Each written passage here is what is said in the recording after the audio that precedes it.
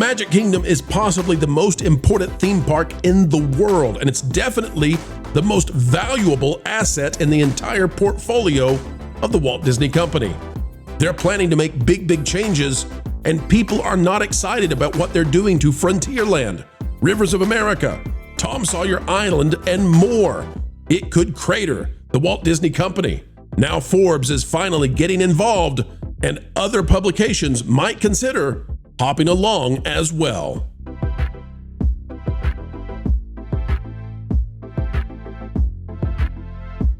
Hello folks, and welcome back to the place that continues to give you the best coverage we possibly can when it comes to all things Sunshine State and the House of Mouse that resides therein. As we get started today, consider clicking the like button and we will get underway with a fascinating, fantastic article out of Forbes by Caroline Reed. And yes, we are cited there indeed, and we want to thank Caroline.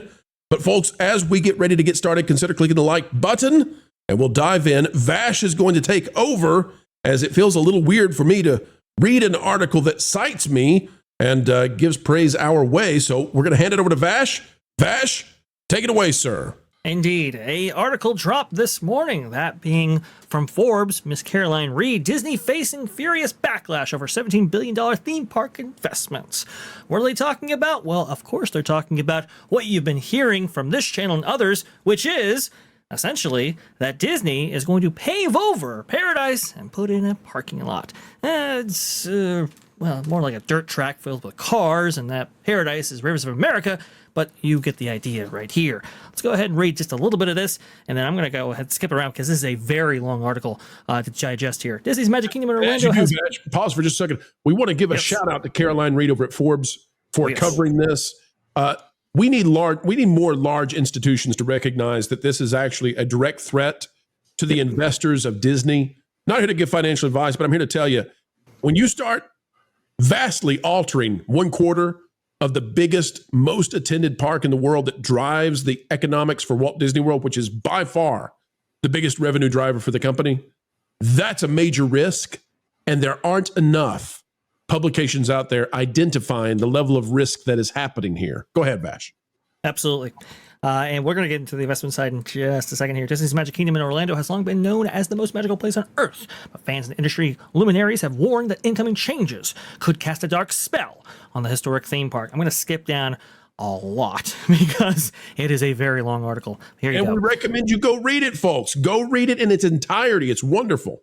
Wonderful article. A total of 2,825 acres are reportedly suitable for development, with a further 2,256 acres described as being marginally suitable. That right there is talking about Walt Disney World and the area around the parks like Magic Kingdom, Disney's Hollywood Studios, Animal Kingdom, and Epcot. So just to give you a little bit of clarification there, it is one of the reasons why Disney's chief executive Bob Iger said last year that, quote, "We have thousands of acres of lands to develop. We could actually build 7 new full lands if we wanted to around the world." I do believe Bob Iger was misquoted in saying that, because the company's own statements suggest, when you look at right here, September 19, 2023, Disney plans to expand park investment, doubling capital expenditures over the next 10 years. They said that, in fact, Disney parks have over 1,000 acres of land for possible future development to expand theme parks space across its existing sites, the equivalent of about 7 new Disneyland parks. Okay, to give you an example, Star Wars Galaxy's Edge is about 14 acres, so 1,000 is a lot. That's critical to understanding the story, because Disney is taking what? Maximum's got to be 10 acres in Rivers of America and paving over that when they have thousands available. And they seem obsessed with destroying things that already exist, not increasing the footprint, the size of their parks. I think it has to do with wanting to make sure they don't have to spend any more on maintenance on expansions. And so what they do is they retrofit things that people love into things that they don't love, and then they call that an expansion when it isn't one at all. Correct. Disney Experiences division, which includes its theme parks and cruise liners, accounted for just over a third of its $88.9 billion in revenue, but more than 2/3 of its $12.9 billion operating income in the year to September 30th, 2023, and didn't go unnoticed.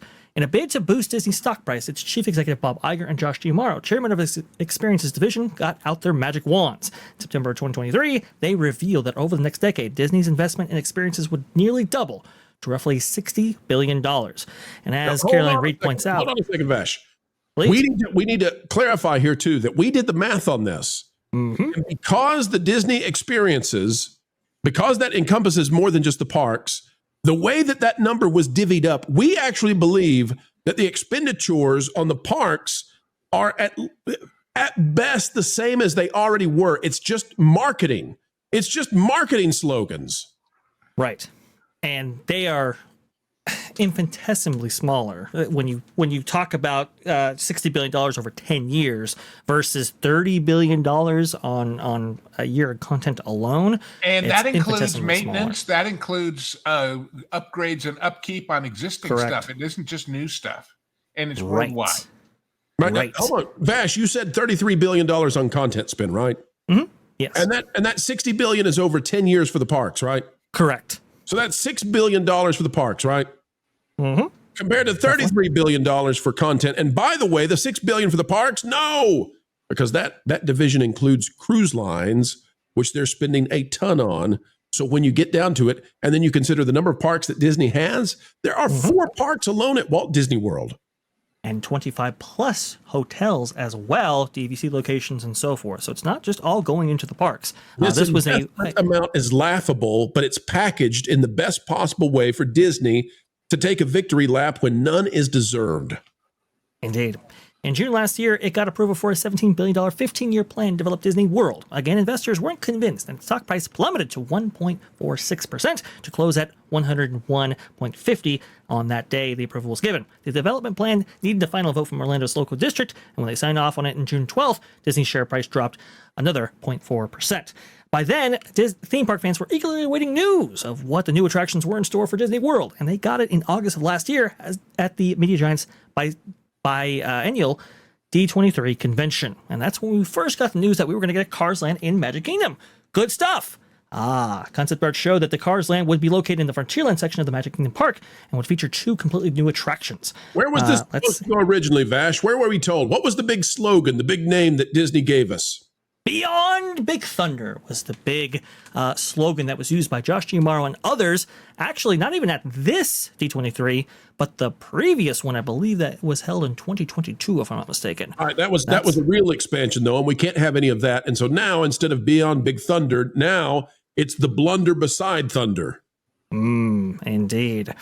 Although the theme wasn't a surprise, the location of the Cars Land was. Based on the concept art, the dirt track of the flagship attraction appeared to be replacing the beloved Rivers of America along with its island and steamboat. It left fans in a state of shock, and it wasn't until February this year that it all started to get real. The catalyst was Disney receiving official approval from the South Florida Water Management District to make fundamental changes to the Rivers of America at Tom Sawyer's Island. It was clear that the plans were moving forward, but the theme park community still seemed to harbor hopes that Disney could do a U-turn for the replacement would be a worthy successor to such a historic attraction. The final straw only came when Disney posted a video of the new attraction on its social media last month. Far from looking majestic, like the riverboat or an oasis of nature like Tom Sawyer's Island, the video showed a ride vehicle resembling an all-terrain vehicle, ATV, racing around a dusty dirt track. It fueled an almighty uproar on social media. Quote, "Nobody wants this to replace Rivers of America," wrote the incisive theme park industry commentator WDW Pro. Now, I know him. I think we know him from somewhere. Another observer called John replied to Disney's post saying, "No one wants this," a sentiment which was echoed widely, with Kate Fisher adding, "I don't know how we can make this any clearer to you. We don't want this." And it goes on to include Jim Shull, Eddie Soto, and the extended That Park Place community all joining in and saying, "We do not want this. This is terrible. This is bad." And I think Caroline Reed really sums up thusly just how terrible of a mistake this is and its impact that it'll have on the company if they go forward with this in their beloved Magic Kingdom theme park at Walt Disney World, accounting for a third of overall operating income or profit for the entire company. Well, now, so we want to thank Caroline Reed for including, my commentary, and she does it again another time in the article, I believe. Also including That Park Place, I think it's fantastic. In fact, I'm more enthused that she included Eddie Soto and Jim Shull because they're former Imagineers who have solutions for how Disney can fix this. And they're not listening. Doesn't seem to me that they're not Eddie Soto and Jim Shull, but Disney. Disney's not listening. The tragedy of all this is that they have the land to do what they need to do. What I think the story aspect of this, folks, because we've covered this ad nauseum, what a horrible idea this is, how it's so risky to the stock. So risky and unnecessarily so. The story here is that it's about time that we have places, and thank goodness for Caroline Reed. But it's time for it to go beyond Forbes too now. It's time for other publications to be covering this. Lauren, their plan is to take out the classic timelessness of Walt Disney and replace it with a dirt track, with a vehicle moving 5 miles per hour, whatever. It might go 15. You can't actually do off-road because it's going to be litigation territory every single day as people get jostled. So they can't do that. So you're going to get this very mild, tame, silly thing that destroys Frontierland and Liberty Square and all that. Lauren, why is the company dedicated to destroying the classic stuff that Walt made that people love it, especially when they have the land to just do other things? Honestly, it's because they're Philistines. They look at Tom Sawyer Island as a dated property. They don't think that anybody reads or knows anything about Tom Sawyer today. To them, it's a throwback. It's past its prime and it needs to be replaced. They don't seem to understand that part of the reason that people go to Main Street USA and go to Tom Sawyer Island or ride the Liberty Bell is to return to a past that maybe they didn't even know, so they can experience something that felt like the wholesome America that you always wanted to inhabit, when everybody knew their neighbor, everybody got together for barbecues and Sunday dinner, and it was a simpler time. That's what you're going there. It's a faux experience, but it's still an experience that you can simulate. And that, to me, is the tragedy of getting rid of Tom Sawyer Island and the Liberty Bell. It's destroying history. It is destroying something that was important to Walt, that was part of Walt's DNA. And it's all because they think nobody cares about this stuff anymore. They're about to find out that they care more than they think. And I think that it's a tragedy that they're doing what they're doing. Absolutely. And can I suggest what they hate? Go for it. They have no problem with rivers. The word "of" is irrelevant. It's that third word in there that they've got a problem with. America. Yep. And the same thing with, I'm just shocked they haven't just renamed it Main Street instead of Main Street USA. Well, we've heard rumors about that. The Liberty Square, I think, is in danger at this point. And the only thing that's going to stop them is a backlash that says, hey, the company's value is going to be toast if you all continue to go for this ideological nonsense of stripping away the Americana that was purposefully put in there by Walt. All right, we're going to go to culture now. Culture, we are talking, of course, about the destruction of Rivers of America. It is an economic risk that is unnecessary for the Walt Disney Company, but they seem determined to do so. Do you think that we're now going to see publications get involved with this and maybe some other influential entities, or do you think that this is all just part of the funerary process? Look, it might be, but and let the mourning begin. But I'll say it this way: if there are people at these publications, these powerful publications that people pay attention to, that have credibility still, which there are not many of, I mean, let's be honest, that still have a sense of nostalgia for that part of the park, if they still feel a tug at the heartstrings, which is what nostalgia is, if they long for the better, more simple days that time offered, if they feel that way, if the authors and the editors that are working at these prestigious places elect to write things like this, then yeah, I think it could have a profound effect. This article specifically does not lend itself to engender Disney to the investors that they so count on. Now, that doesn't speak to the 16% of the ownership, which is the institutionals who have a chokehold on what the board of directors looks like and what the next president may look like or CEO may look like. But what it does do is it brings public attention to the fact that Disney's a drowning company. They're a company without identity right now. They've abandoned their identity. They've abandoned families, as I've pointed out many times, and they've done it in favor of politics, and everything that Lauren said was correct. But at the same time, Disney wants to present a business argument, and they're going to eventually get to the one that I suggested a long time ago, which is eliminating all of these attractions and this wasted space in order to, increase capacity, which is impossible. It's going to reduce capacity because you're going to, obviously take attractions out of the mix. But they'll have less maintenance. They won't have to maintain the water. And, there's not any water in Florida. I mean, it's not a state that's surrounded by water or filled with water. This culture. Yeah. Eddie Soto is a legendary Imagineer. He was in charge and executed extremely well the Disneyland Main Street, everything about it, basically. And the decor. Yeah, thank you, Paris. Not Disneyland proper, folks. That's a faux pas on pro part. Eddie Soto worked on that too as well. He's been around for a long time. If he was not that long, that long. Yeah. But he worked with people who did. Okay, so Eddie has a plan here. He's put out exactly how they could redirect the rivers of America, and they don't lose any of the ambiance whatsoever. And functionally, it remains. They have all the rooms they need for cars. They have all the room they need for villains, and it's not disruptive to Frontierland. Why? Why, culture? Why are they taking an unnecessary risk? What's the point? He's got the solution right here. Well, I mean, this all comes back to the favorite team that we all enjoy, that are named something else now, that put into place the Tiana's disastrous bayou of not workingness that destroyed Splash Mountain. And again, these ideas were conceived to get rid of, as, LW Ghost already said, America. These people hate America. The fact that Main Street hasn't been touched is a miracle. And it was in the plans. I think they had planned. They tried. I believe that's the case. And they canceled the theater. It was going to be behind Main Street too.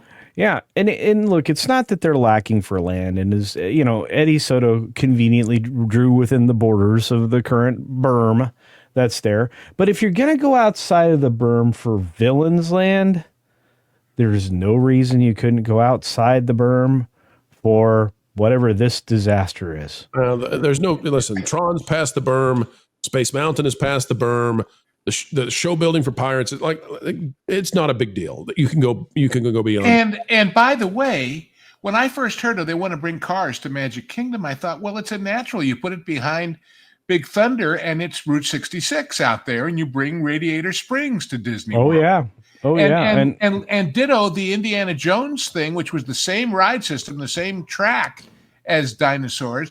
What the heck? It's cheaper to replicate than to start over again. They could have saved money besides, but that's not their goal. Yes, but it'll take 7 years, Lou. See, Tron took 7 years to get built. But let me point out a better fit for it. It was where it was going to go, right next to Pixar. Wait, it is Pixar. It was going to go where we already have Pixar, right next to Star Wars, when it was rotated about 20 degrees the other way. Yeah. Back when those blueprints existed, and you were going to get Hoth and Tatooine and the Endor Moon. And where would Disney be right now if they'd included all those things that people wanted out of Star Wars? If they'd just given the guests what they want, they wouldn't have to be terrified of Epic Universe right now. Well, and they could build a lot of other villains versus heroes attractions that have already been designed and set on a shelf in the blue sky. There are so many attractions that were conceived of and created and were supposed to be in place in either Magic Kingdom or, in the case of Jolly Holiday, the attraction for Mary Poppins. That was supposed to be in Epcot. We didn't get it, and it was even that version that was presented for Project Gamma was a cut down version of the attraction. So I've been infuriated at Disney for the better part of 2 decades now. Ever since in 2011, I was saying, if they do this with Fast Pass Plus, if they do this Magic Band Bologna Sausage 2G and NGE Next thing, gen. you're the next gen project, you are going to absolutely see pay to play Fast Passes in a decade. It took them a little longer than that, but they got it done. And when they started testing the system in 2013, if I remember correctly, does that sound right, Vash? Yep. I had the opportunity to go and use both Legacy FastPass and the Magic Band technology with the 3 given rides during the course of the day, and I was like, "Oh boy, the Legacy's not here for much longer." Knew that was going to disappear, and knew we were going to end up where we are, and it's worse than I ever conceived of. You are literally back to the ticket system, folks, where you're paying for a park entry at an exorbitant rate, and now you're paying for an additional ticket so that you can go on an attraction that, well, you're settled on. And with, again, back to Magic Kingdom, with the fact that the attraction count at Magic Kingdom is already limited in comparison with Disneyland, this is disastrous. And I agree. I absolutely. I want to go to Kevin though, real quick. Kevin, you've got a history making some of these theme park things. What are your thoughts on this idea that Disney doesn't want to expand? That instead they want to destroy what clearly works? And I know some people say, well, at Rivers of America, I don't ride the boat and I don't go on the island. It's like, well, yeah, but you walk by the waters and the serene views and all of this that makes it be a park instead of feeling like you've went to an outdoor mall trying to separate every single Benjamin from your wallet that they can find. Kevin, what's up with the no expansion idea there on two? Listen, a lot of it has to do with the culture and the leadership that they built in that side of that organization. They are as anti-Americana as you can get. So it's the mindset is just pervasive. But in terms of making money, it's bizarre.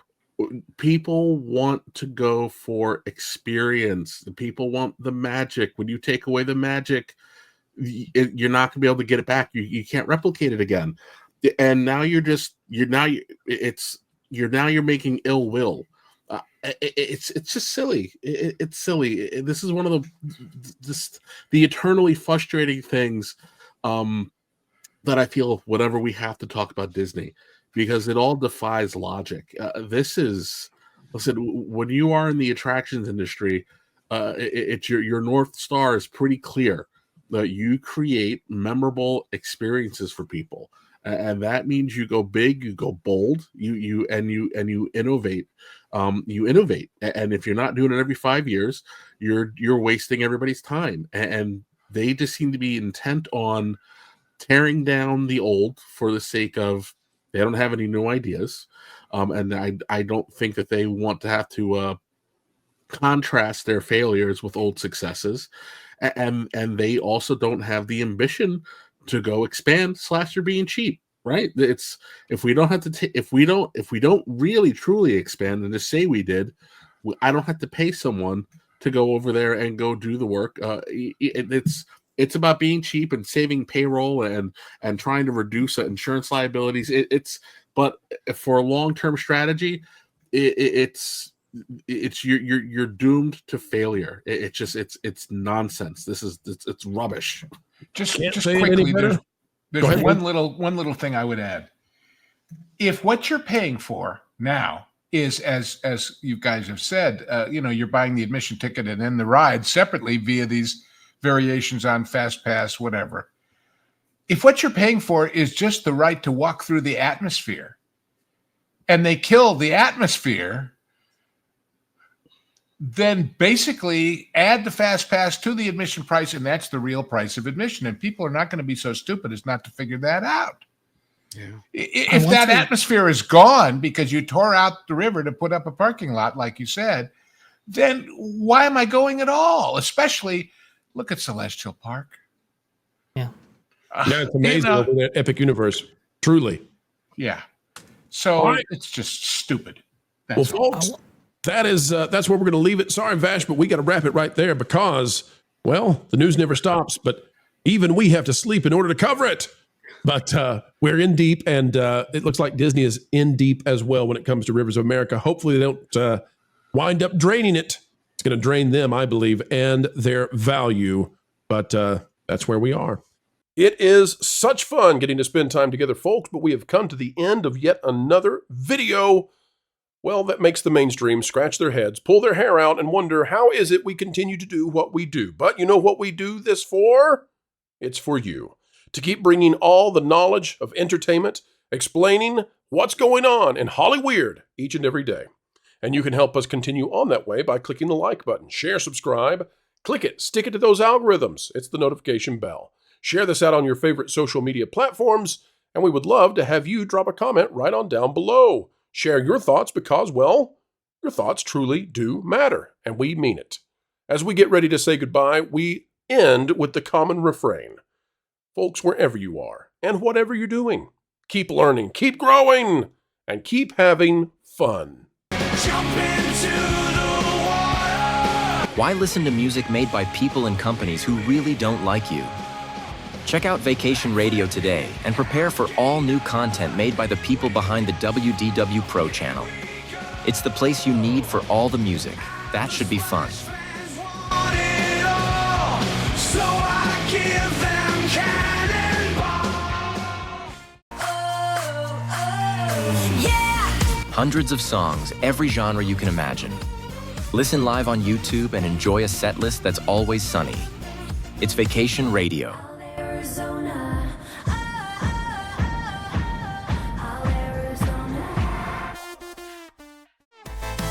Pineapple pizza, Hawaiian asphyxia. Can't wait to be up. 3 days of you and me. What are you waiting for? Every WDW Pro video has a link to Vacation Radio in the video description. Try it out and subscribe today.